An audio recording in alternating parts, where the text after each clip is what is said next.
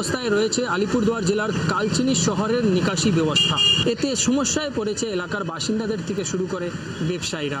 বাসিন্দাদের অভিযোগ, বহুবার প্রশাসনকে জানানোর সত্ত্বেও কিন্তু এই নিকাশির ব্যবস্থার জন্য উদ্যোগ নিচ্ছে না প্রশাসন।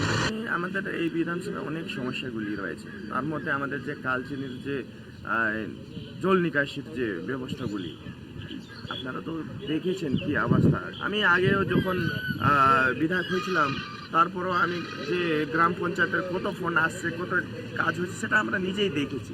লক্ষ লক্ষ টাকা, কোটি কোটি টাকা আসছে, কিন্তু যে সেই টাকার যে জনগণের জন্য মানে কোনো প্রয়োগ হয় নাই। এই যে এখানকার মেন সমস্যা হলো তো এই যে নালার মধ্যে দুনিয়ার জাবরা জমা হয়ে একদম নালার জল বর্ষাকালে পাস হয় না। তার জন্য জলটা এখানে একটা বড় গাছ আছে, গাছের এখানে লেগে যাচ্ছে, লেগে যাওয়ার পরে গাছটা পড়া অবস্থায় আছে, এটারও কোনো ব্যবস্থা হচ্ছে না। আমরা চাচ্ছি খালি নালাটা পরিষ্কার হয়ে যাও আর গাছটা একটু ঠিক মতো काटार व्यवस्था हो। समस्या तो ये है कि यहाँ पे जब भी बारिश के टाइम में यहाँ नाला जाम हो जाता है, इसके कारण पानी जा नहीं पाता है। वो पानी जाम होने की वजह से घर घर में यहाँ जितने भी ड्रेन के साइड में घर है वो घर के अंदर पानी प्रवेश कर जाता है, जिसके कारण घर के लोगों को रहने में प्रॉब्लम होता है।